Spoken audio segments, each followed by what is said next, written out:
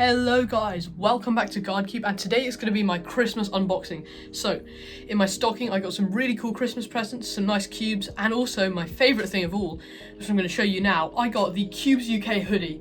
Now this is really comfy. It doesn't mean I'm sponsored, sadly, I just got it. But it looks really good and it's really comfortable, fluffy inside. So I definitely recommend getting this KewbzUK Hoodie if you want to get a really comfy thing that will show your love for cubing and show your patriotism to KewbzUK. Okay, so let's get into the unboxing now. Okay guys, so now let's get into the actual unboxing, and the first thing that we're going to look at is going to be the FanXin 3x3x1 Fidget Spinner. So I have already opened this as I got it in my stocking, and it's really cool. I really love it. The colours look great. I can make a quick checkerboard pattern, and it looks really nice when you spin the checkerboard. Get a nice mix of colours, looking pretty cool. And it just works really well as a spinner in general. So it spins really nicely. I like the spiky edges of it. It looks pretty cool whilst it's spinning. You get a cool sort of octagonal shape. And the colours look really good going round as they spin. But also, it's a solvable cube.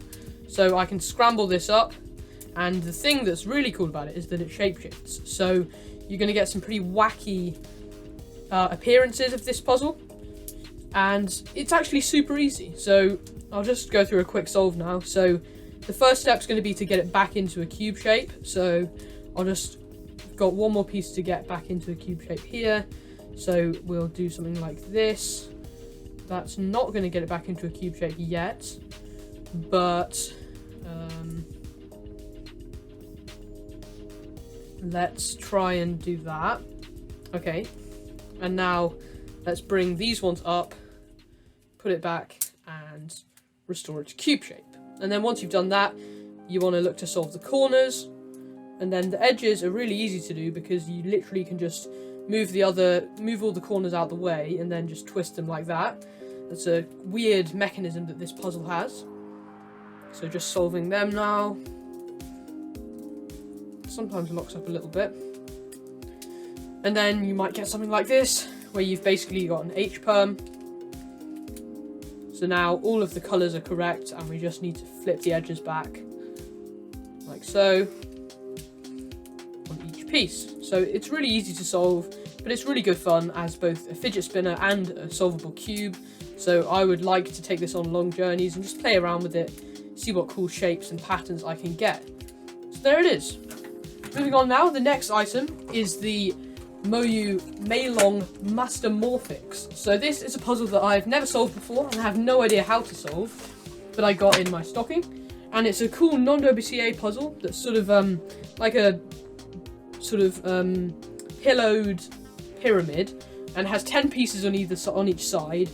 Sort of a center, 3 inner edges, and then 3 outer edges, and then 3 corner pieces, and it turns along the sort of semi-rectangular parts of it. So there's going to be 1, 2, 3, 4 ways that it can turn, I think. There's the 4th one, yeah. And so presumably to solve it, you just have to do some weird combinations of those moves, and I expect that it's probably quite hard. I haven't looked at any tutorials yet, but I did save one to watch later, and it was about 20 minutes long, so it's probably quite difficult. But nevertheless, I'm looking forward to solving this. It's got nice bright colours and a nice MoU logo there. So yeah, that is the Meilong Mastermorphix. The next thing, which is my second favourite item, is the QiYi transparent gear cube, and this is just amazing. I love holding it in my hand because it just looks really cool, and all the colours look great. We've got a purple instead of white, and the orange and red look particularly good, and it's just so fun. So I start turning it, and as you can see, you get some pretty wacky, wonderful looking shapes, and it actually looks really nice in a checkerboard. So I'm just going to put it into a checkerboard pattern now.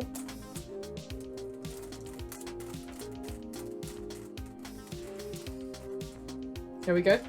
So this looks pretty cool. And the gear cube is very fun to solve, actually. I learned how to solve it from QiYi's tutorial. yesterday, and it literally took like 5 minutes to learn. It's very easy. So I might just scramble it up and do a quick walkthrough solve on camera, just to show you how easy it is and how fun it is to solve as well. So scrambling it is pretty weird. You always have to do double moves, otherwise the centers don't realign and you can't turn the next layer. So it's looking fairly scrambled. So the first thing you have to do is solve the corners. So let's solve the yellows. So this corner as a reference, and it's going to pair up with this one. So we've got a pair of corners now. And the good thing about the gear cube is that the other pair of corners will always be pre-made for you. So that's all of the corners on the whole cube solved now. And then you just want to correct this layer so that the centers are in the right place. So we want the blue center, the orange, green, and red. And then you have to look at the edges. So these two need to swap. And there's a really simple algorithm, which is R2U, R2U, which solves those edges. And now all the edges are in their right spot, so we just need to get them back into normal orientation. So to do that, you just keep turning the cube until it comes back to a normal orientation. And there we go. That's how you solve it. So it's really easy. You can sometimes get a case where the edges are flipped. So I'll just set that up quickly.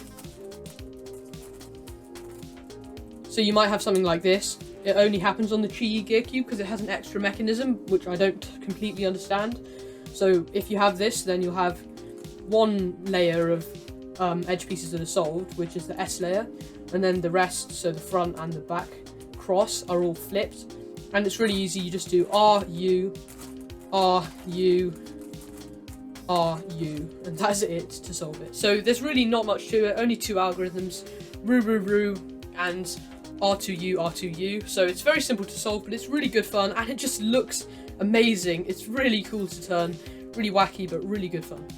So finally, moving on to the most exciting thing in this unboxing, the big gun itself. It is the QiYi clock. So this is the newest clock to the market, and it is the first ever black and white clock, which I just think looks so much better than the old dark blue and blue clocks that you used to get. It's really sleek, it's fully magnetic in both the pins and the wheels, and it just looks great. So in the box you have this nice little stand, which you can pop it on if you want to. You've got some collector cards in there.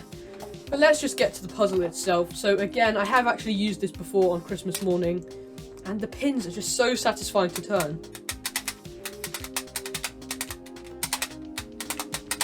They click really nicely with those magnets, really soft click. You don't have to press very hard at all. They're really satisfying to move. And also the dials are really good to move. It's really easy to turn them the correct amount that you want to.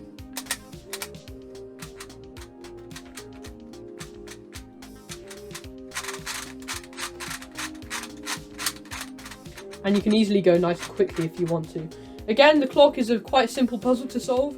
I learned how to do it in only about 10 minutes, just following a quick tutorial on YouTube and using the pamphlet really. It's fairly intuitive and it's pretty simple to solve, but pretty good fun as well. So I will be having a bigger push to try and get better at clock over the next few days, and we'll see how that goes. But otherwise, yeah, this is a really fun cube. One thing I do notice about it is that the consistency of the cog turning greatly differs depending on how many clocks you're turning. So here you can see that I have 3 pins up, and on the clock this means that I can only turn one dial.